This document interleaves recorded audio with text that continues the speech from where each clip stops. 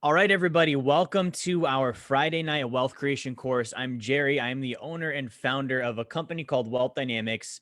And every Friday, let me get Instagram up and running. Every Friday, I do a course on finances. Okay. We talk about saving, we talk about investing, we talk about increasing income, we talk about understanding money, we talk about really being financially literate and really wise with money, like understanding how the money game works and how to win with that. So the reason for these courses, if you're just now tuning in for the first time, is to provide financial education. That's 100% what this course is about. That is the intention behind it. That's what we're going to be focused on. So if you're watching for the first time, that's our MO. That's what we're going to be talking about. If you have questions on that as we go through this, drop them in the comments. A few things as we dive into this. So this is a Friday night. It is New Year's. So that means that those that are watching are like super committed to improving their finances, right? We can all agree with that. If somebody's watching this on a Friday night on New Year's, it means they really want to win with their finances. Now, if you're watching this and you're not really committed to your finances and you're just bored and you followed me on social media and you got no idea who I am and you start feeling like you want to act out in the comments, I want you to realize there are actually people here trying to learn. So first rule is be respectful in the comments, whether it's Facebook, Zoom, Instagram, YouTube, it doesn't matter. Second thing is, as we go through this topic, the area of finances seems very complex. Okay. And it's made out to feel that way. It's made to feel like it's this impossible topic that we'll never understand. And we just need the professional help of the experts to come into our lives and show us how it's all done. That's actually how it's designed. Like the experts are selling their service and they want us to think that. So I'm here to tell you tonight, it's not complicated.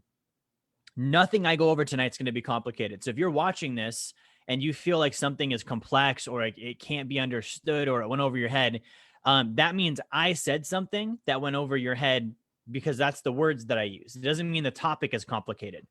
You see? So if you feel that way, let me know and I can simplify and re-explain and make sure that you really understand and get it. Third, ask questions. Okay. So the point of this is to improve people's understanding about finances.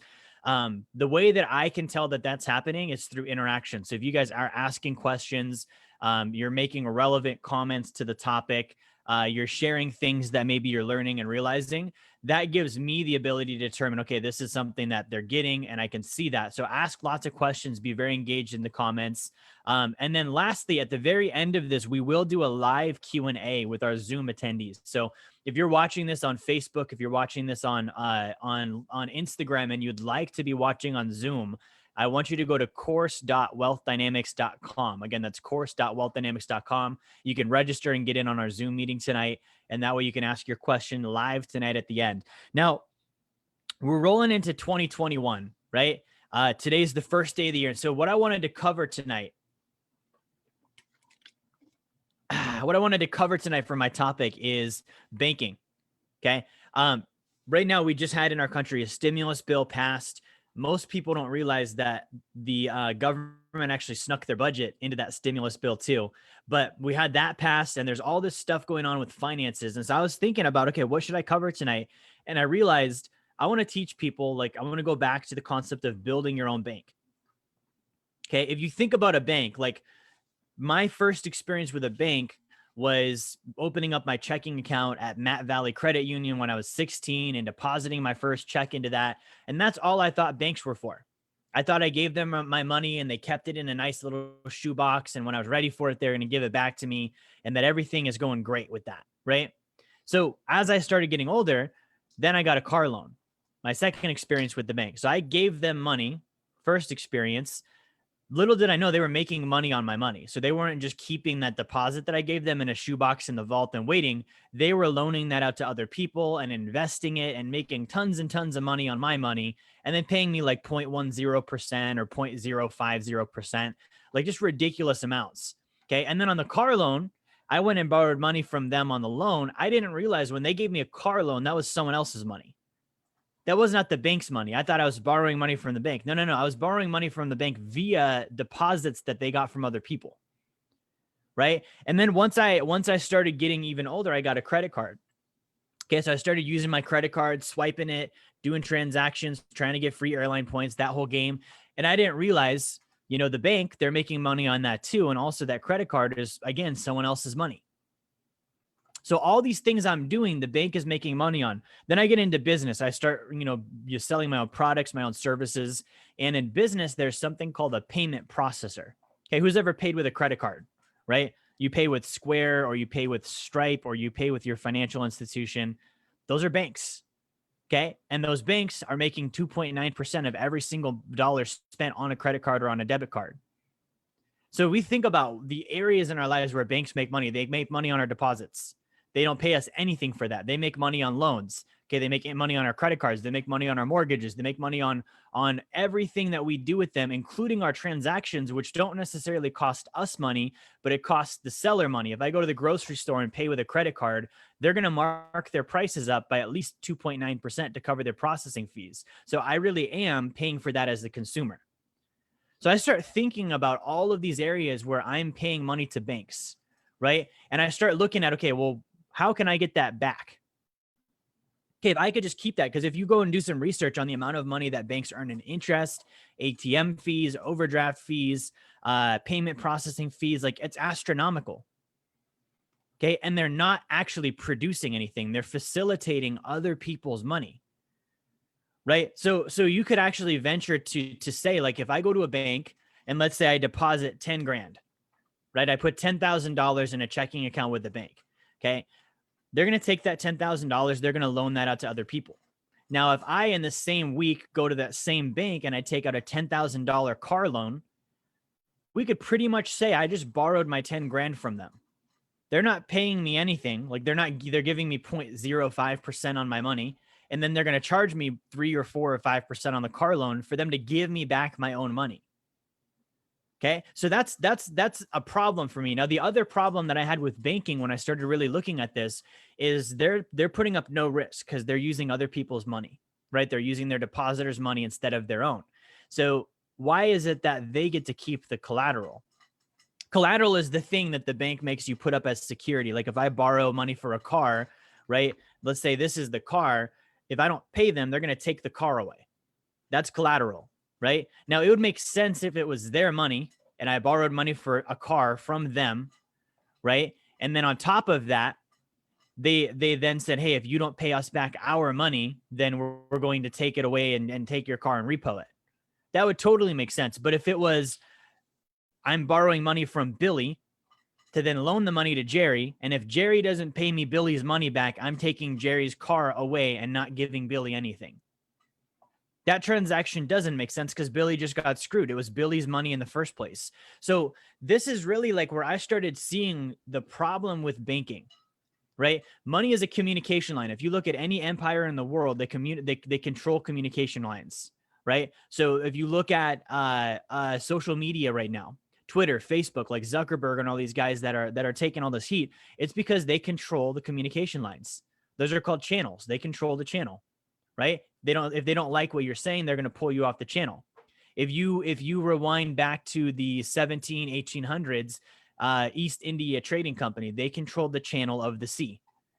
Okay. So if they didn't like you, you were done. Like you're off their channel, right? So banks, what's so powerful about this is money is a channel. Money is a communication line. Particles flow from one point to another via the channel of money. So a bank controls that channel, right? So if they don't like what you're doing on their channel and they control the channel, guess what they can do? They can raise interest rates. They can lower your savings rates. They can increase the currency supply to cause inflation. Like all of these things are at the whim of the bank. So I started looking at, okay, how do I get these guys out of my life? And that's really what I wanted to talk about tonight and what I'm going to dive into. Now, I want to preface as I'm diving into this that we're in 2020 and a lot of people I know are kind of maybe oblivious to what's going on with the economy and what's going on with finances, because all we hear about is the vaccine and the president and the COVIDs and this and that. Meanwhile, all this stuff is happening under the surface with the economy, with finances that nobody's really paying attention to. Okay, I'm one of those people that when you tell me do this and don't do that, I ask why and what's the purpose of you telling me this, and what interest do you have in telling me to do this versus me doing another thing. So I'm not easily like someone that believes what the government says and what the media says and what my peers say. usually when they say things, I assume they're probably wrong and I should do the opposite. So I'm going to go investigate, right? Don is right. These are distractions. So 2021 is happening and we're hearing we have a vaccine coming out and we have a presidential election happening and we just got a stimulus bill passed and the economy is going to be open and fine in just another 3 or 4 months. Just give it time and wait, stay at home. Don't do anything crazy, right? I don't think that's going to happen.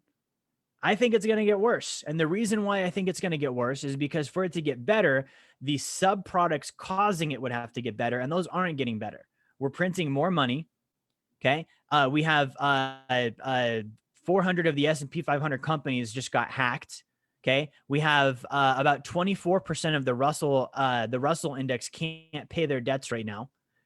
Right? We have consumer spending at an all-time low. We have savings at a low. We have our country reducing its GDP. I know it spiked, but it's going to go back down again. Okay. We have a trade deficit. We have all of these actual statistics showing that it's not going to improve. Okay. You can watch this and be like, all right, I'm turning this guy off because I don't like what he's saying, but I'm telling you, this is real and this is the truth. And if you were watching me in 2019, I told you in October 2019 to be ready for 2020. Right? So all this stuff is going to keep happening. And so it would be wrong of me to not share with you how to be prepared. Okay. Being prepared doesn't mean that we're going to dig a hole in the ground and live in it and eat canned food. Like if you look at what's happening with financial institutions right now, you can actually see what they're doing to become prepared. We need to be mimicking that. Okay. So as I'm talking about building your own bank, it really is building a foundation so that when 2021 cracks us in the jaw again, we're all ready for it. Okay. And not only are we ready for it, we were expecting it and we can outmaneuver it and use that to win. In 2020, you didn't have to lose. Nobody here had to fail in 2020. Okay. And I know it happened for a lot of us just because we weren't expecting it. We were paying attention to other things. Well, in 2019, there was even less going on than there is right now. So if we were distracted and paying attention to other things in 2019, imagine where we're at with our focus and our attention in 2020 going into 2021 when there's even more to be distracted by. Okay. So that's my opening preface here. Now, what I'm going to be sharing is from my book. It's called How to Create Wealth. Okay. How to Create Wealth by Jerry Fetta. I am Jerry Fetta. I wrote this book, I think 2 or 3 years ago. And I'm going to be talking tonight about how to become your own bank, how to build your own bank. And the main topic that I want to focus on is lending. Okay. We're all used to borrowing, but I want to talk about lending because lending has changed my life. Okay, lending is something that I do with my money. I lend it out as an investment to other people. And then they pay me instead of the other way around where I loan my money to the bank and then they make me pay interest to them to borrow it for the car, right? So this is the book we're reading. If you have a copy of this, you can follow along. If you don't, go to jerryfetta.com. Again, jerryfetta.com. You can grab a copy for free. You cover your own shipping. I think it's like $8. Okay, so we're covering how to create wealth. We're going to be on page 39. Okay. And we're talking about how to earn safe and truly passive income, but I want to talk about it as being your own bank. Okay. Doing the lending. Now, as we go through this, like the end goal, and I'm going to get on my sketchboard again. Hopefully the marker works. So I'm gonna have to type again and then figure the marker out this week, but we're going for the end goal of passive income that is greater than our savings, expenses, and taxes. Yeah, that's being ridiculous again. Let me type this. I know Don likes the typing. So it's passive income, PI, greater than savings, expenses, taxes. So that's our end goal. And the reason why is that equates to financial freedom. All of this stuff that I said about banks and the economy, it boils down to we are forced to participate in that system because we are obligated to trade time for money. Okay, I'm going to repeat that. We are forced to participate in this system because we are obligated to trade time for money. Okay, so what that means is I have to work to produce income. Therefore, I don't actually have real freedom because if I stop working, I lose everything because my income goes away. Okay, now what if I keep working to produce income, but when I make money and save it, it doesn't grow? And then the currency that I'm earning it goes down in value.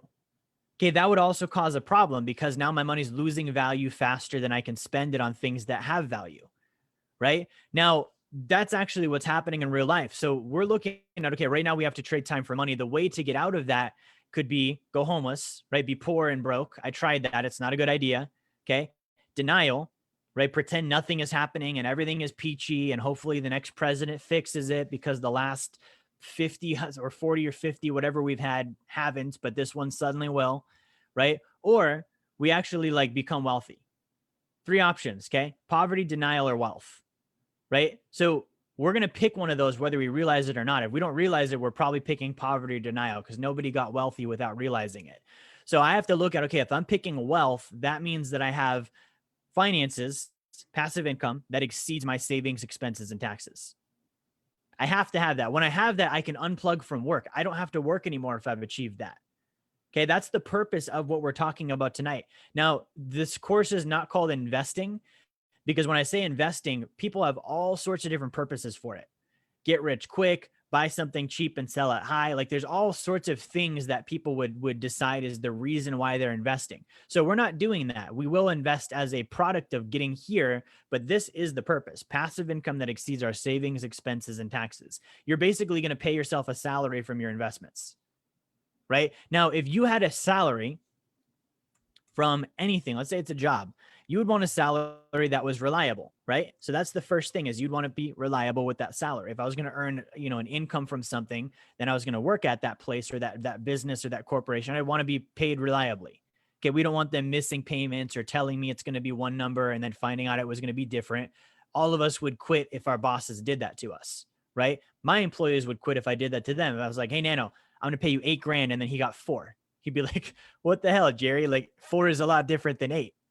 Right? So we can all agree that if we're earning any sort of income that we're going to rely on, it needs to be reliable. It needs to be consistently produced at the level that we expected, right? The other thing is it needs to be safe, right? Safe means that it's not going to harm me in any way. Like imagine coming to work for me and then finding out that all of the money that I paid you with had been laundered and that you might be part of a federal crime. You would not be excited about that. You'd be like, yeah, I don't want to work for you anymore. So it has to be safe, right? So reliable and safe, right? And then it has to be like an actual, like true source of income. So it needs to be true income. Not, so like imagine me paying you and saying it was going to be one number and technically showing that number, but then there were all of these expenses and deductions that I took out of your check so that by the time you got it, there was nothing left. Right? So you wouldn't accept that with a salary or an hourly position or a job or something that you're paying your bills with because you're paying your bills with it, right? It would actually directly conflict with the purpose of you working. Why are investments any different, right? If I'm investing and my goal is to produce passive income that exceeds my savings, expenses, and taxes so that I can rely on that income and not have to work anymore, that means that passive income technically is my salary. Like that is my means of living. So the number one most important thing about that income source would be that it has to be reliable. Okay, it doesn't go up and down. It doesn't fluctuate. It's not going to change all of a sudden, right? The second most important thing is it would be safe. Okay. So it means that I actually have to like be able to rely on it and not lose money and not be financially injured as a byproduct. And thirdly, it has to be true income, right? This is why I don't do rental properties. Okay. It's not reliable. It's not safe, and it's not true income. I can have a great Schedule E top line, lots of rent coming in, but I can have my tenants leave, or I can have expenses come out, or 2020 can happen and they give my tenants a moratorium on rent where they don't have to pay me anymore. Or I'm just negative cash flow like most investors are. So we start looking at this and seeing, why are we investing? We are investing to create this and this alone: passive income exceeding savings, expenses, taxes. Until we get there, nothing else matters. Appreciation doesn't matter. Okay. Capital gains, buying it low and selling it high, doesn't matter. Being into a trendy investment like cryptocurrency doesn't matter. Like all of these things are off the table till we have actually achieved financial freedom. Okay, because none of those other options can provide reliable, safe, and true passive income, right? So how do we get that? We get that through lending, okay? So we're going to get that through lending. We're going to go into something called private lending. Now I want to read a little bit from my book here so I can explain what private lending is. So what is private lending? Again, this is my book, How to Create Wealth by Jerry Fetta. I am he. If you're confused on that, I don't know what to tell you at this point, but I wrote the book here. Private lending. What is private lending on page 39? Private lending is when a buyer wants to purchase an asset from a seller. The buyer does not have the capital or the money to cover the entire investment. So that's the first component. There has to be a need there. Somebody wants to buy something.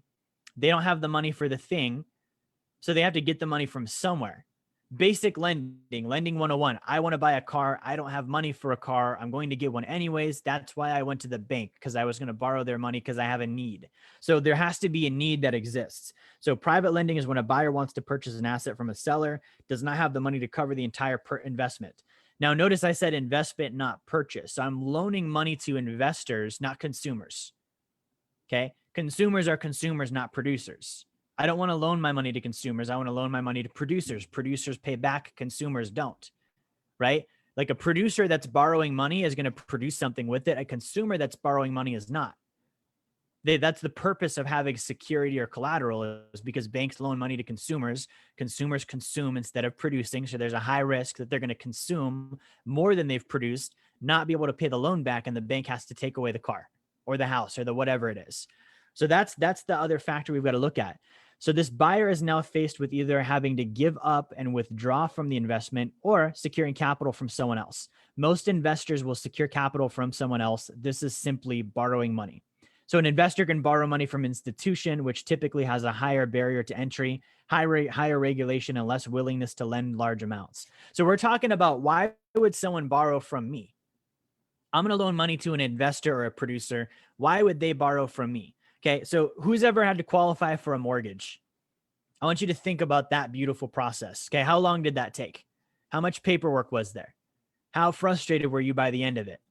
I know they gave you a nice little bottle of wine when you closed on it, but you were pissed, right? You were like, man, that took way too long. It was expensive. It was time consuming, right? If I have a deal, that deal is going to be gone if I don't get it. So I can't afford, 30 days or 60 days or 4 months of underwriting with the mortgage people who really aren't even invested in my deal. They don't care about my deal. They just want to get the loan done correctly so that the underwriters approve the loan. So they're not partners of mine. They're really kind of giving me counter intention. So if I'm looking at it from a private standpoint, the barrier to entry is much lower. If I am the bank and you're borrowing money from me for your deal, I'm not going to have an underwriting team like looking at loan documents and making sure all this. I'm going to look at your deal and I'm going to see the income from your deal and the profit from your deal and make sure it's a good deal. And if I think it's a good deal, I'll loan it to you. Boom, you've got money now, right? So that's why people will go with private lending. The other factor is higher regulation with banks, right? So with banks, there's all these rules they have to follow. With a private lender, you and me agree on the rules. Right. So a borrower that's serious about an investment, they appreciate that. They're like, yeah, handshake deal. Sure, we'll have paperwork, but you and I are going to sort out the terms and the rules and the regulations. And there's not a bunch of third party oversight. Okay. So private borrowers, like, they appreciate that from a private lender. And then there's also banks have less willingness to lend for large amounts. The more money you ask for a bank, the more suspect you become. To anyone that's ever borrowed money for a deal or for a property or whatever it might be, the more you ask for, the more suspect the bank becomes. Okay. If it's a private lender, again, they're not going to care about the amount. They're looking at the collateral and the deal. So these are all reasons why someone would do private lending as a borrower, right? So we're looking at, okay, if I'm going to do private lending, I have to have a need. There has to be somebody, a producer. Now, this is loaning out deposits, right? If I'm a bank, think about it. If I'm a bank and I'm loaning out money, we said if I borrow money from a bank, they're not giving me their own money. They're loaning out other people's money. If we simplify all this, the bank is loaning out its deposits, right? The bank is loaning out its deposits on the car, on the house, on the credit card. Okay. So if we flip this where I'm now the bank and you're now the bank, we're loaning out deposits. Who here in their life has someone who just regularly deposits money with them? Other than your employer? Nobody. Like nobody has somebody that's like, hey, can I just let you hold my money for me? So this is where it's a little bit different. Loaning out deposits means I have to have deposits in the first place. Okay. And I'm not going to get my deposits from someone else. So I have to have deposits, which means I have to save money. right? If I'm building my own bank, I actually have to look at the bank as a different entity than Jerry Fetta. I've got the Bank of Fetta, and then I've got Fetta, the guy, right? So Fetta, the guy, has to earn money and then save money and then deposit that money into the Bank of Fetta. You guys tracking with that? That's how I would have deposits. Okay. Because, you know, for example, like some random guy or someone on the Zoom or someone on Instagram is not going to be like, hey, Jerry, can I take all my paychecks and just deposit them with you? They're not going to do that. So this has to come down to you're producing your own income. You're taking your own savings as an individual and depositing it into your own bank, which you treat like a separate entity. Okay. So we have to save money. We have to also earn money. I know this always goes back to the triangle of wealth, but that's because it's true. Right. So I've got to earn money, save money. Now I have deposits. I can then deposit that money in my bank. Right. What is my bank? So there's two different places we can have this money. So for me, I like to put it first in life insurance. And then I like to put it in gold and silver. Right. Now, why life insurance? If you look at an actual bank, a bank on its balance sheet has something called tier 1 capital. Okay, tier 1 capital, those are their most prized reserves. So a bank has assets, and inside those assets, they might have stocks and bonds and real estate and loans and all this stuff inside their portfolio. Now, if you boil it down into reserves, now they're going to have cash and cash equivalents. So they might have money markets and deposits and just cash, right? Now, if you boil that down even further and you look at, well, what are their most important reserves? It's called tier 1 capital, TIER 1 capital. Tier 1 means it's like their top tier, right? Most important, most prized. They keep their tier 1 capital primarily in life insurance. Okay, not even joking. You can look, $180 billion in tier 1 capital with banks are in life insurance right now. Okay, so if I'm looking at being a bank, I need to build the way a bank would. This is why we tell our clients, have life insurance, put your money in life insurance. It's not because Jerry thinks it's a good idea. It's because that's actually what banks do, right? So they keep their tier 1 capital in life insurance. Now, there's two types of banks we can be, right? We can be a retail bank, which is Wells Fargo or Capital One or JP Morgan, or we can be a central bank. Okay, retail banks keep their money in life insurance. Retail banks loan out to consumers and they finance actual transactions and purchases. Okay. Someone on Instagram just asked me what my gender is. Oh my gosh, man. Okay. So let's segue back on track here. I usually don't acknowledge Instagram comments, but that was great. What is your gender? So we can be a retail bank and we can loan money out at, for consumer purchases. For me, a consumer purchase is going to be like a real estate deal, someone buying a house or a property or something like that. We can also be a central bank. Okay. A central bank loans money to banks. So there are going to be different levels of this, right? So at the ground level, I'm loaning my money out directly on deals, right? That's like 1-to-1 direct ratio, right? Above that, I can loan money to those that are loaning money out. That's a little bit different. Then it's another layer, right? So a central bank is a bank that loans money to banks. So a central bank, they keep 80% of their tier 1 capital in gold. Okay, a little bit of silver, but mostly gold. So if we look at gold and silver, that would be why we would own gold and silver.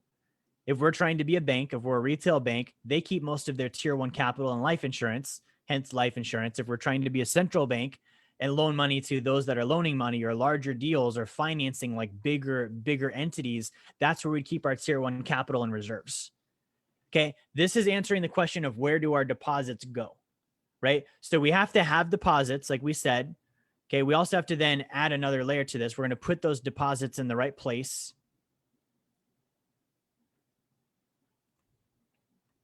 It doesn't look like I can edit this. So we have to put those deposits in the right place. So this is going to be called the location, right? And then we can start building up. Now, we're starting a bank from scratch. So if I'm doing this and I'm for the first time ever hearing the concept of building my own bank, realize I am starting from scratch. What I have earned and saved are my deposits. What I can do with those deposits is going to be based on how big they are. So if I've only got $3,000, I'm only going to be able to do things with $3,000. If I have $300,000, I'm going to be able to do a lot more things than I could do with only 3,000. Right? So I have to look at, okay, I have to increase my amount of deposits. Again, this is how money works, guys. So I can't, like, a lot of people at this point, they try and shortcut. They're like, well, if I can just get a bunch of money from other people, then I can skip this step and not have to earn income. Rewind that and flip your viewpoint to the person that's now being asked to loan money to you. I'm not earning enough income and I want to skip having to earn and save. So can I borrow money from you?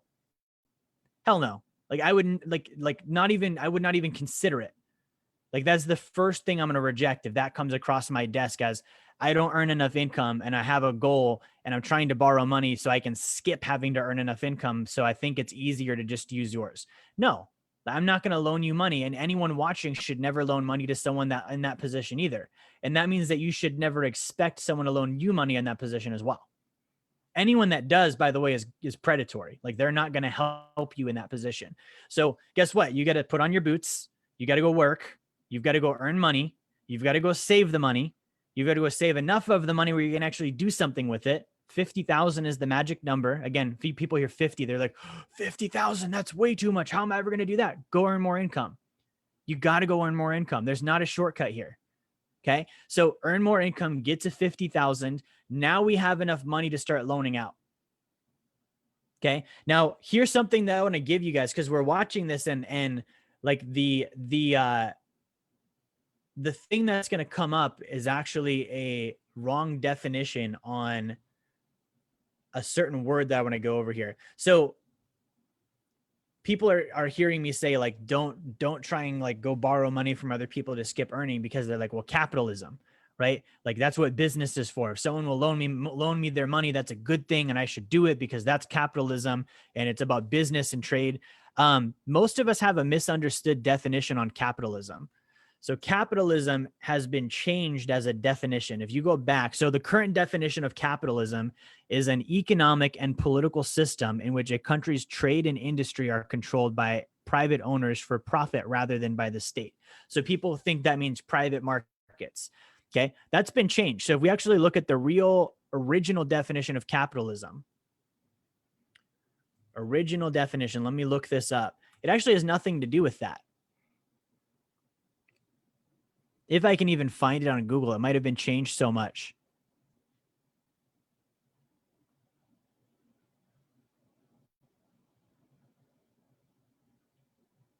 Yeah, this has been changed so much. So if you look this up, I'm going to go ahead and give you just my version of this, but I want you to go fact check it and look it up.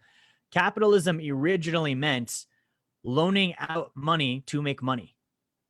It was taking money and using it to make money. It had nothing to do with government and politics or political viewpoints or belief systems. So you actually have to realize that that's been changed and then ask why that's been changed. What I'm showing you tonight is real capitalism, making money with money. If you look at the origin of that and where it came from, I think back in the 1700s or even sooner than that, that was what capitalism was. Okay. Now, at a certain point, we came out with this new definition, which has nothing to do with making money with money. If you look at the new definition really emphasizes a trade and industry that are controlled by private owners for profit. Okay. It doesn't say anything about making money with money. It says trade and industry. So it says work controlled by private ownership for profit. That still is trading time for money. Capitalism does not get you out of trading time for money. Okay. Now, just to give you guys clear, like I'm not socialist or communist or any of those things, but I'm saying that the true definition of capitalism has nothing to do with politics. It has nothing to do with industry and trade. It literally is focused on what we're talking about tonight. So anyone here that loves capitalism, I want you to realize what we're going over is real capitalism. Like you're taking capital, right? And you're making money with it. That's why we call it capitalism. Okay. It's an ism of capital. Right. So we're focusing on this idea of building a bank. So we have our deposits built up. Now, what do we do when we actually get there? Okay. So what do we do when we actually get there? I want to read a little bit more from my book to you guys here. So the first thing we're doing here is we are going to loan the money out. Right. So we talked about what private lending was. So the next thing we're focusing on is getting passive income. So when we loan out, we're trying to replace our income. We're trying to get passive income. Someone says they don't care about passive income, talk about something interesting. You're gonna be a financial slave the rest of your life. Like if you don't care about passive income, you will trade time for money for the rest of your life. Okay, to me, that's worth like looking into and figuring out, right? So that's our focus and our topic tonight. So passive income, we've all heard the phrase passive income touted over and over and over. The problem is that almost none of it is passive. So if you think about it, like if you get into real estate, you're going to be a landlord. There's nothing passive about being a landlord. If you do online sales, you'll still need to build content, market, advertise, and handle accounting. There's nothing passive about that. So the only really true form of passive income is lending. I want you to think about this. What like list out things where you can make money with no involvement. Okay, the ones we hear about are the ones I mentioned, online sales. There's not no involvement. I do online sales. There's lots of involvement. Okay, being a real estate landlord, there's not no involvement. If you don't own real estate and you think it's passive right now, I can get you on the phone with several of my clients that bought real estate before they met me, and they spend the bulk of their time managing those properties. That's not passive, right? So we are trading time for money, meaning we have to get out of things that cause us to trade time for money. So real estate, if it causes me to trade time for money, is not passive. Online sales, if it causes me to trade time for money, is not passive. It is a way of earning income. So like I said, I've got to earn income so I can save it, so I actually have deposits.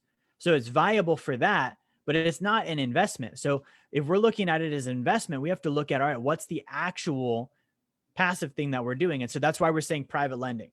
Now, again, on private lending, again, our goal is to get 50,000 in our bank in deposits. So 50,000 in deposits. And we talked about this is either going to be in life insurance or gold. We'll say slash silver, mostly gold. And I'll tell you why in a minute. So we're trying to get 50,000 in deposits. That's our first major target. Now, once we have that 50,000, we can now lend that money out. So lend the $50,000 out. And again, we're trying to get passive income. So we are lending the 50,000 to get passive income. When I loan out $50,000, I'm going to make anywhere from 8 to 12% per year paid out monthly.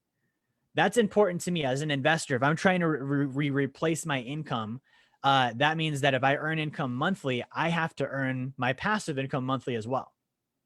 So I'm not going to do a deal that pays me once a year. And I'm not going to do a deal that pays me every 3 years or every 5 years. And I'm not going to do a deal that requires me to sell it because now I no longer have a deal.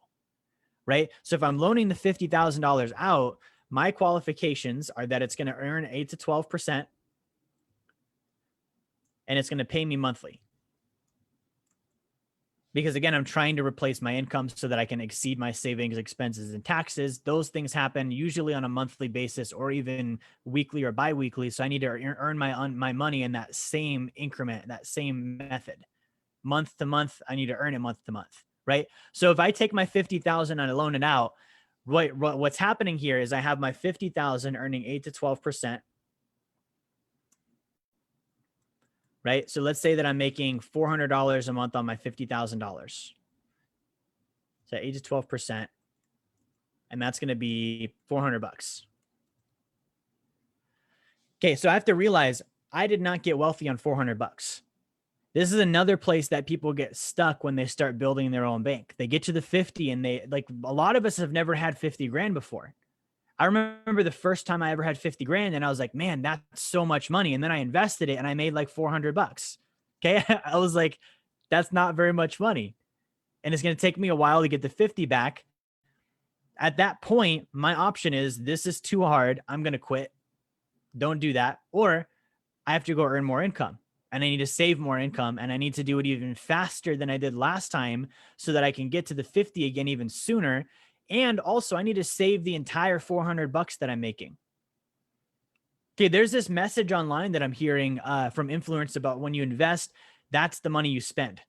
Spend the cash flow. No, don't spend the cash flow. Like, think about it. If you're a bank and your entire purpose is to earn income from your passive investments that exceeds your savings, expenses, and taxes, what happens if you spend the money as soon as you get it?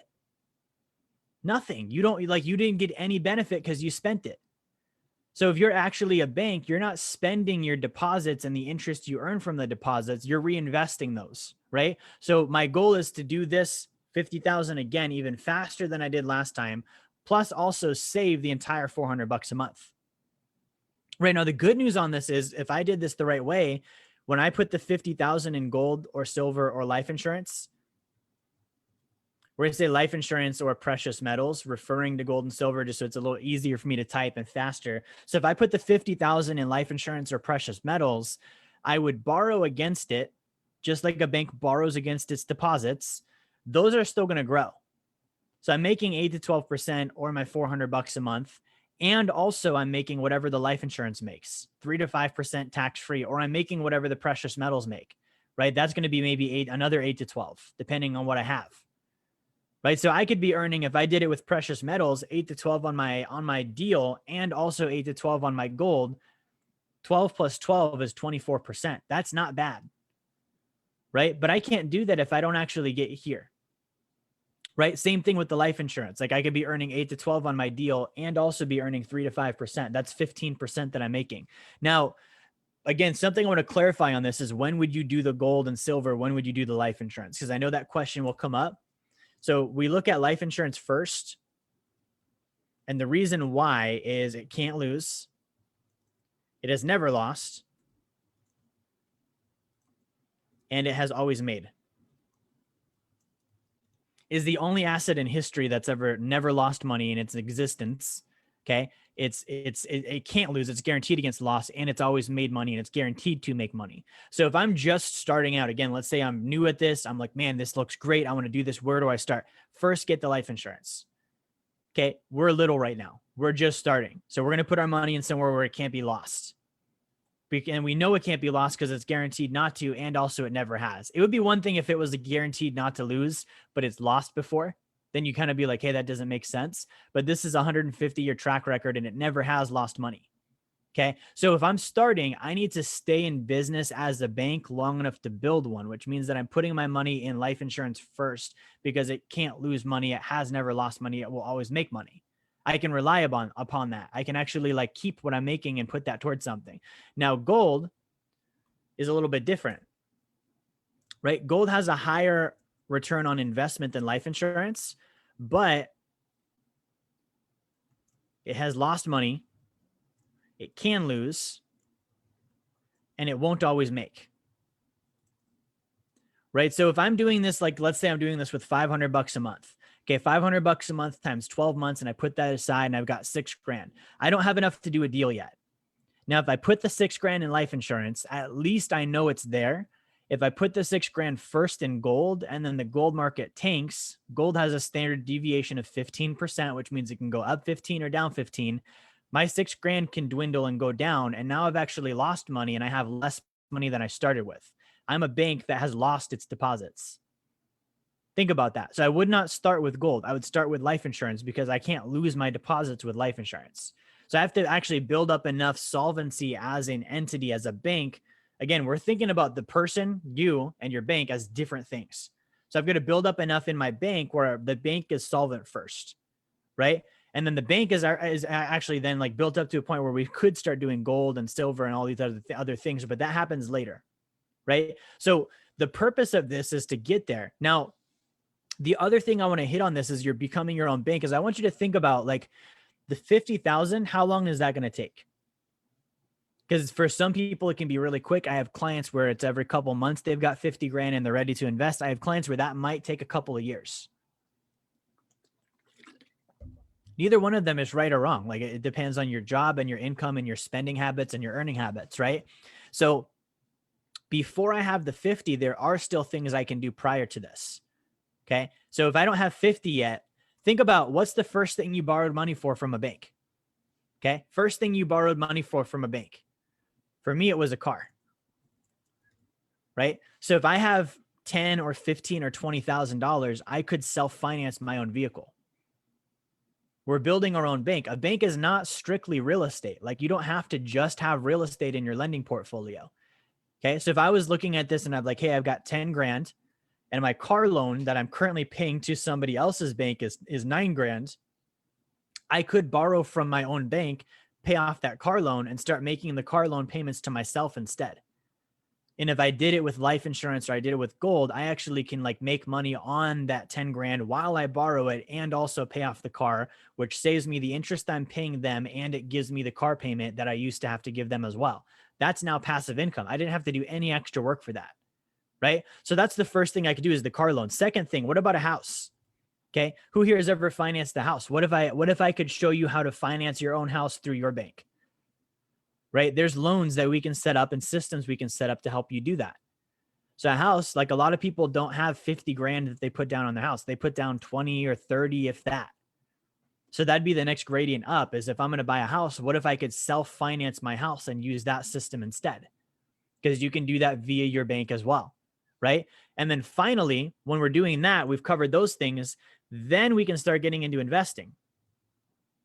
I'm not even going to say investing because those are investments. I'm going to say real estate, like private lending for real estate / lending. Okay. Because if I self-financed my car, that is an investment. Okay. Like what are the qualities of an investment? I put money into it. Okay. If I self-finance my car, do I put money into it? Yes.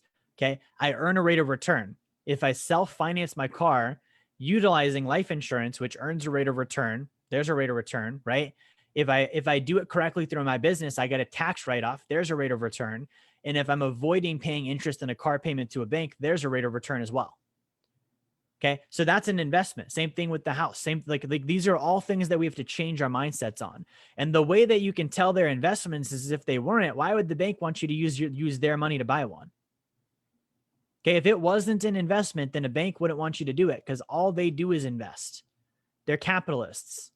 They use capital to make money. So if a car was not considered an investment, a bank wouldn't do it because it wouldn't make the money.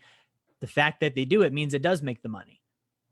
So these are all things we have to change and switch, but it starts with changing your mindset on money and understanding money. Like one of the things that I want to hit before we wrap up is like one of the basic things I'm running into with I see with people now is not being organized. So the first thing you've got to do when you set this up is organize your finances. Having neat records. Like you couldn't find an actual bank that has poor record keeping. Doesn't exist. They're not allowed to. Okay. So if I'm trying to get this done, I need to organize my finances. The reason why is I can't start a bank unless I have deposits, right? We just said my deposits are going to be the money that I save in excess of what I spend. So if I don't have organized finances, AKA a budget, budgets are just math, add, subtract. Okay. If you can't budget, we should probably revisit second grade. So if I can't organize my finances, that means that I don't know what I have left over, which means that I might not actually have deposits, which means my bank doesn't have anything incoming for deposits and serves no purpose. So all of this starts with being organized. If I'm a business, I should have bookkeeping. I should have accounting. I should have a profit and loss. If I'm not a business, I should still have a budget. I should still have a profit and loss for me personally. I should know how much I earn every month. I should know how much I spend every month.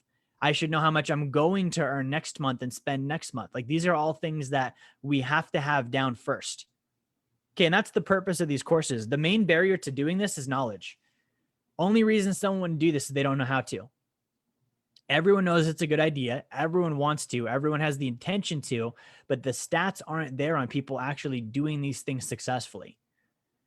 Okay. So that's the entire purpose of this talk and this course tonight is I want you to be prepared. I want you to have your own bank. I want you to be profitable on your car loans and your house and your investments and build this up, because what happens is when you start getting your passive income to exceed your savings, expenses, and taxes, then it gets really fun because then you don't have to work.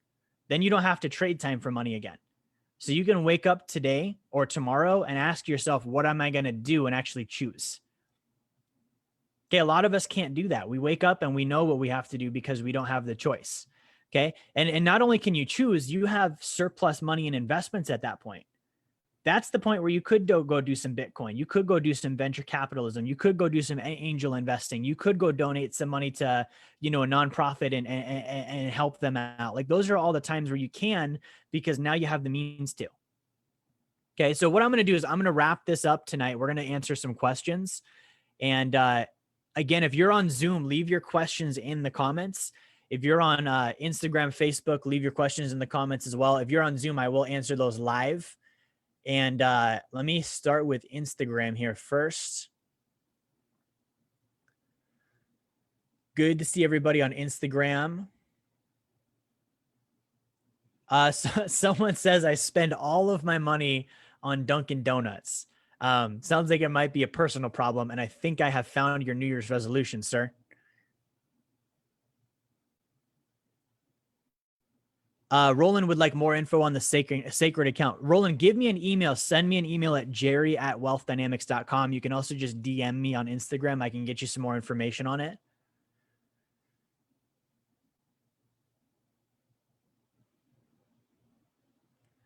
All right, let's see what else we got on Instagram. Happy New Year's, everybody.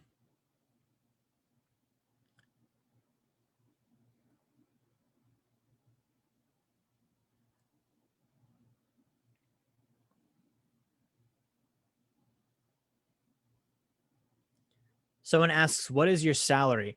I'm going to hit this one because it's Instagram, and this shows the lack of education on finances. You don't want to have a salary. Salary means you get taxed in the highest possible bracket. So I don't pay myself a salary. If you looked at my W-2, I don't have one. Okay. Like I make sure I write all of that stuff off and get rid of it so that the IRS sees that I have no money. I really do have money, but I don't want them knowing that. So this indicator that we utilize on what's your salary, what's your W-2, that's really a bad financial measurement. Like that shows financial illiteracy at the highest level. And it's not someone's fault if they think that, because that's how we're raised up. Go to school so you can graduate, so you can go to college, so you can get a good job, so you can earn a good salary. Okay, that's an industrial age concept. It's 1930s, 1940s. It's outdated. So I hope whoever's asking that realizes the salary is not the thing to go for. And that's not to disincome and say jobs are bad. You need income. So if it's a salary, it's a salary. But if you can control your taxes and earn a side hustle income or be an entrepreneur or be an investor, like add that for sure and use that and your net worth and your passive income as the real measurement of financial success.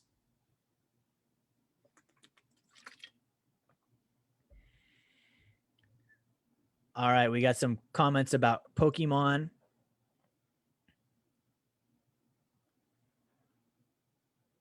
Let's see here. Any other questions on Instagram? Someone says I'm poor and don't have a PS5. Don't buy a PS5. You don't need to spend $600 on a game system. If you're poor, that's the last thing we need to be doing right now. Let's see here.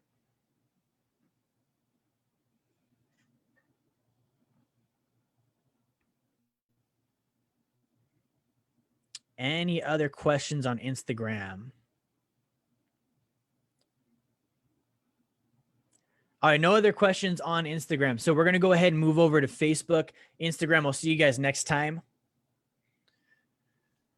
Again, if you're on Zoom, drop your questions in the comments. And when I'm finished with our Facebook questions, we'll go live and do some questions and answers. All right, Facebook, Justin, good to see you. Todd, good to see you. Thank you for the steak and cake, Todd. Todd sent us a Omaha steak package. That's awesome. Thank you for that. Jason, good to see you. Okay, Justin has a question. He says, does your passive income exceed your savings, expense, taxes, and expenses? If so, how long does it take to get there? So I am on my way there. I'm accredited, but I'm not at the point yet where my passive income exceeds my savings, expenses, and taxes. Right now, it exceeds my expenses and taxes, not my 40% savings. And for me, it's been we started focusing on this in 2016. So it's been about 4 years, maybe a little more than that. So that's been my timeline. But again, it comes down to, again, your earning potential. Like people don't confront this. Justin does a very good job of this. Earn lots of freaking income. Earn a lot of income, and then you can save more money, and then you can invest and get more money, right? That's the accelerator. For me, from 2016 to like 2018, I was just like, I started in business in 2012. So from 2012 to 2016, I sucked. Okay. Made like no money. 2016 to 2018, I started figuring things out. And then 2018 onward, it's just been incredible.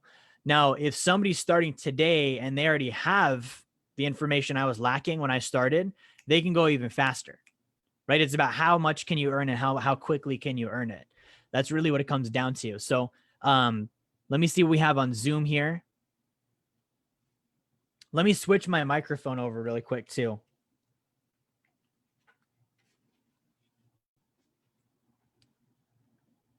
All right, so Zoom, we're going to do some live.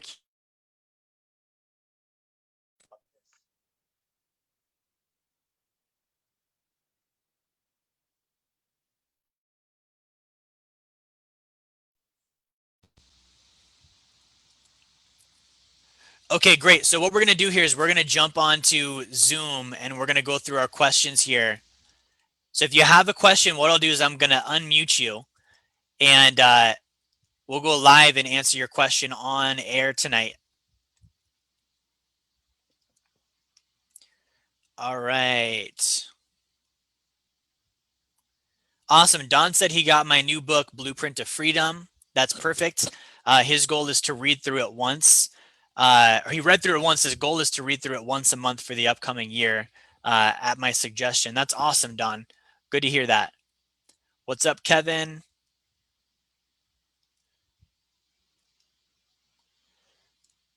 All right, Zoom questions.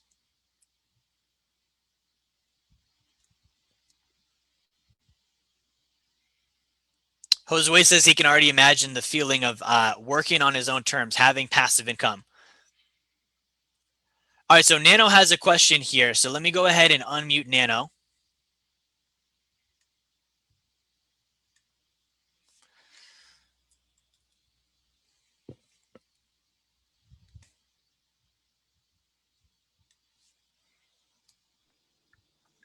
What's going on, Jerry? Can you hear me? Nano?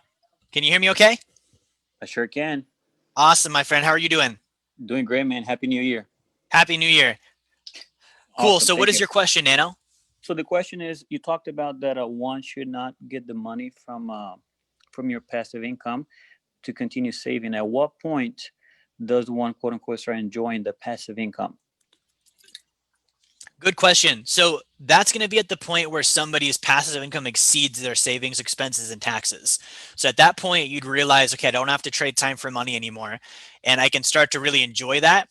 Now that number, as you build it and plan for it, you plan for an ideal scene. So you don't think about like passive income exceeding my savings, expenses, and taxes so that I'm broke. You think about, okay, well, if I was traveling and, giving and enjoying my money, how much would I need to have just to spend? So that's the expenses part of it. Now, in addition to that, you're also saving 40% and covering taxes. So it would be at that point in time where you could really say, okay, I still will reinvest, because that's what that 40% is for, right? Savings, expenses, taxes. The savings part, we're going to reinvest that. But the expenses part, I can blow all of that money. Okay, and even better, I did put some money there towards taxes. But if I can blow that money too and then deduct it on my taxes, I don't have to give crap to the IRS. I can spend that money too and enjoy it rather than giving it to them. Okay, got it. So basically, the 40% is going to make sure that the income continues to increase to battle inflation, correct? That's true. Yep. Okay, got it. Thank you very much. Yep. Awesome. All right, so let's see what other questions we have here. Avery says owning and lending capital equals billionaire status. That's true. I saw a quote today, actually. It was something along the lines of banks are never profitable. They always end up losing everything they make to their bankers. Like basically saying bankers siphon all the money out of the bank. The bank is never profitable, but the banker is. And that's exactly like what Avery is saying. That's billionaire status.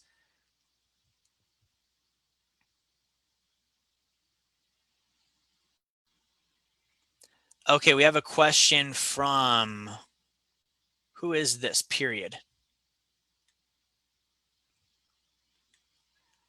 From Jennifer, I think.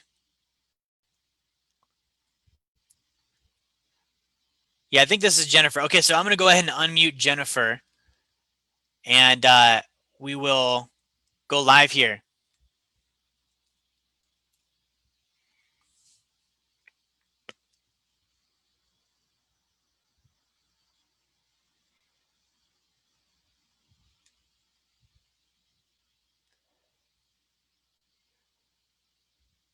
Okay, so we're waiting on Jennifer's mic here.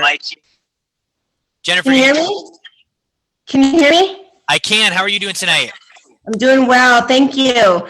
My question is for your formula you were giving. When you do your taxes, so you're saying your passive income and your taxes, do the calculations for that. How do I do the calculations for the taxes portion of it? That's a good question. So for the taxes, the calculation that I use is typically a 25% total effective tax rate. So if you think about, we're saving 40% off the top. We're assuming a 25% tax rate. If we can keep it lower than that, we will, but let's say 25 on average. So that means that 40 plus 25, that's 65%. So 65% of the pie is going to go towards savings and taxes, which means that 35% of the pie is going to go towards expenses.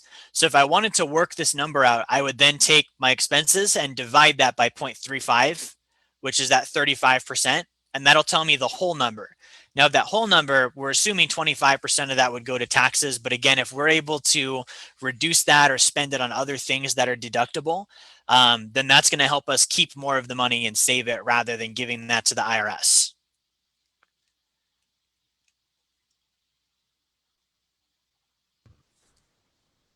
All right, thank you, Jerry. Hey, my pleasure. I'll talk to you next time. Okay, thank Okay, let's see what other questions we have. Great questions tonight, guys. Again, if you have a question here, leave it in the comments on Zoom. We'll answer it live. Don has a question. He says, make reference to your most recent article on the Sacred account. So Don is right. I did just write an article on the Sacred account. So for those of you that are watching tonight, if you're not sure what the Sacred account is, go to jerryfetta.medium.com and you can see my blog. I just wrote an article on the Sacred account. So you'll be able to get the full scoop there. Jimmy, my man, let me go ahead and bring Jimmy live here. So this is James in New York. All right, James, I've got you off of mute here. Can you hear me? Yeah, how you doing, Jerry? I'm great, man. How are you doing? I'm doing wonderful. Doing wonderful. Awesome. How can I help out? Yeah, so for example, about the taxes, been doing the 40% rule pretty strictly now. I probably do a little more. Probably do more of like 50%. Now with like, let's say for example, you have a 500K check come in. 40% of that would go, and then you said I think you mentioned it, 25% or 20% of that would go to a regular account, like for just tax purposes. For your tax set aside? Yeah, pretty much. Yeah. So exactly. So you would have basically the way that I would do this is if you're looking at a 25% bracket, as your assumptive tax bracket or your effective rate, you would set that aside. Now you could put that in a bank account or you could put that in your Sacred account, right? So what I would do is I would probably put that in my Sacred account. So when it comes time to pay taxes, I would just take a loan from my Sacred account and then pay my taxes with that. And what happens is that money still grows. So for me, I'm still getting the benefit of that money. It's going to grow and I'll get the future value of it. But if I put it in the bank, I don't really get any future value. Once I spend it or give it to the IRS, it's gone. I'm never really going to see anything from it. So you could do that with the Sacred account. I wouldn't really recommend doing that maybe with, for example, gold or silver, just because again, it could go down. So you wouldn't want to have that happen. But the Sacred account would be a good place to put that. Okay, yeah, I was about to buy some gold. Well, thank you. Awesome, man. Yeah, let me know if you need anything. You got my email. Yeah, perfect. Thank you. All righty. Okay, let's see what other questions we have here.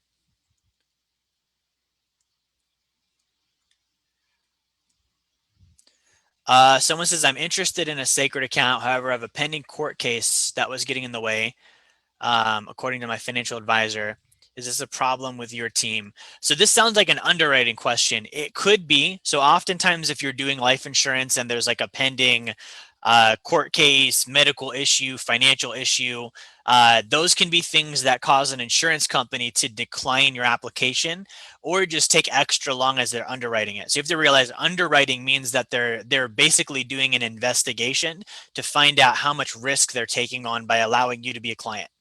So if you're basically going through that process with a company, it's probably going to be that way with all companies.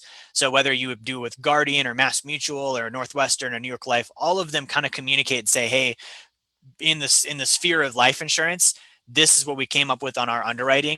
and they'll share that with each other. So if it's on one person's radar or one company's radar, it's probably going to pop up on all of the other ones as well. So definitely you could get that wrapped up. But if you have more questions about that, you can connect with Nano. Nano's here, he's in the comments, and he can give you more specifics to your situation. Okay, we have a question from Andre. Let me go ahead and go live here with Andre.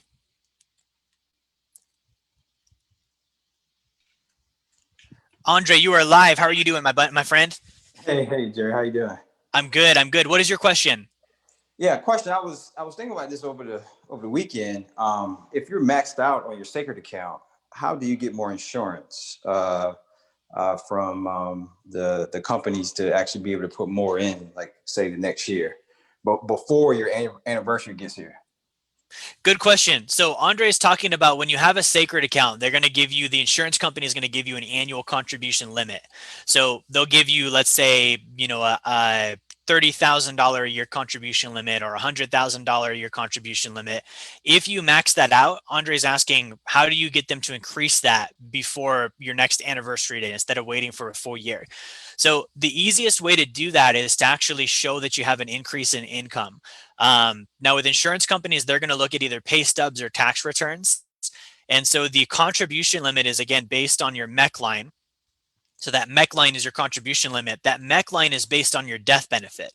The death benefit is based on a multiple of your taxable income.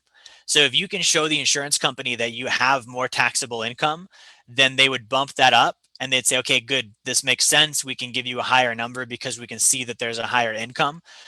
The other thing you can do is you can always open another policy on somebody else. If you've maxed one out, you could open one on a spouse, a child, a business partner, somebody that you can prove that you have insurable interest with.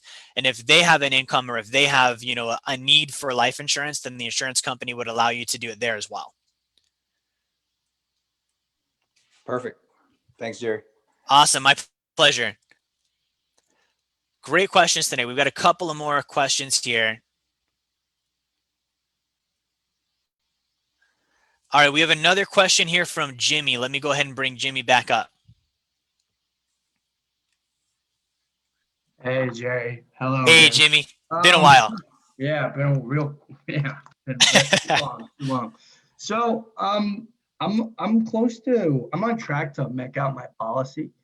And I know you said, you know, with some of our talks is like you do about 20% of your income in gold and silver bullion, about something like that. Now, would you do that with a sacred account gold, or would you do that with actual bullion? Is the question. Okay. Good question. So Jimmy's maxed out his sacred account, his life insurance. And he's asking about buying gold and silver. So the sacred account gold is two components. So the first component is you actually are just buying gold and silver, right? So let's say this is the first piece is you're buying gold and silver, physical rounds, bars, however you're doing it. Now, once you accumulate enough of that gold and silver, you can do what's called a collateral loan. So that's the second piece. You have gold and silver collateral loan. Collateral means I'm going to use this gold and silver as security or collateral, and I'm going to borrow against it. So you'd first buy the gold and silver, and then to do a collateral loan, you've got to get up to at least 35,000 to be able to then start borrowing against it. So if you get the collateral loan, 35,000 gold and silver, you can then take a loan against the gold and silver. That gold and silver will still grow, just like the sacred account, while you use that loan for other things, paying off debt, buying a car, self-financing a house, getting into deals, whatever that might be. So the sacred account gold is the combination of doing both of those things. So you're owning gold and silver and borrowing against it. And we call that the sacred account gold because it's the same sacred account concept. We're just using gold instead. No, that makes complete sense. And that's probably why you have raised up 20% to buy a house, correct? Like that's exactly. That down payment could come from there. Right. That makes perfect sense. Now, what's the return on that? That's based on strictly gold and silver, yes? Yeah, so gold and silver, that's going to be based on your time horizon. I am a long-term gold and silver investor. So if you look at gold over the last 20 years, it's averaged about a 10% annual return. Silver's right in that range. When I'm doing lending, I mostly do gold. Silver is a lot more volatile. So there's something called a standard deviation, which is how far on average does an asset go up in value or down in value. And so gold has a standard deviation of 15%, which means it can swing 15% either way. Silver has a standard deviation of 25%. So if I'm borrowing against something and it goes down 25% in value, my loan could get called because it dropped too far. So I want to be borrowing against things that don't have as much volatility. Oh, wow. Okay. Okay, I didn't know that. Yeah, no, that makes a lot of sense. Okay, thank you. Awesome. Alrighty, a couple more questions here. I'm loving the live Q&A here. If you have questions, let's put those in the comments. We have a question. Can you own multiple sacred accounts on for more than one person?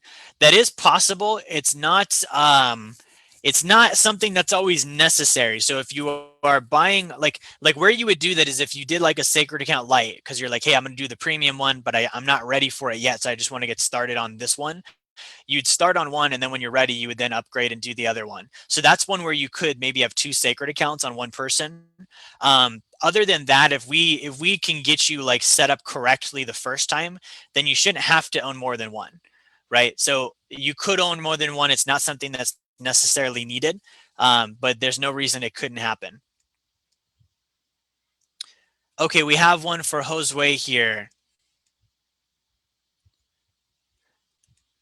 Let me go ahead and bring Josue live. All right, Josue, you are live. How are you doing tonight? Sweet. Doing well, Jerry. Good to be here. Awesome. What is your question? So you previously mentioned that 40% of the US's dollars were printed this past year.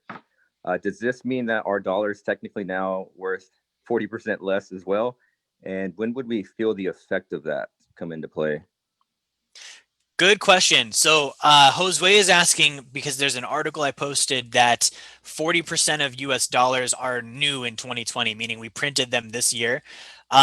In theory, that should mean that our dollar is worth 40% less because we added that amount into it. The way that it's been happening though is the dollar, again, like it goes to a person or an entity, and that person or an entity spends it on certain things, and where they spend it is where it's going to be impacted. Now, if you look at the stimulus bill, the US citizen is not the person that's been getting most of this money. It's been corporations, and it's also been foreign governments. So really, when you look at the majority of where the inflation's been happening, if you give money to a corporation, they're spending it on their stocks and on their bonds. So if you look at corporate balance sheets and then you look at the correlating corporate assets, aka the S&P 500, that's where you're going to see the inflation from that.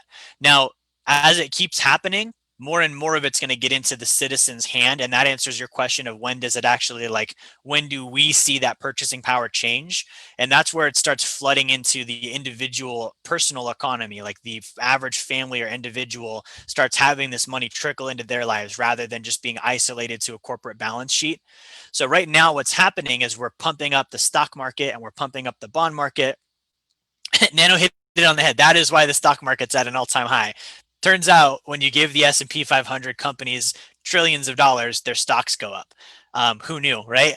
So that's really, though, when it starts to become something that we see is when it starts to transition from just being something that's being given to corporations to then ending up in the economy.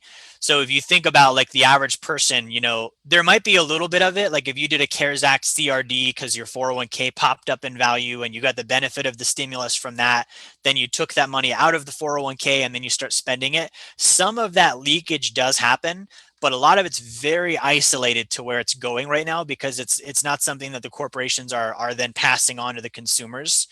So that's a big factor. Now, another thing to look at too is, you know, not just money that's being printed by the government, but money can be created by banks and other institutions as well.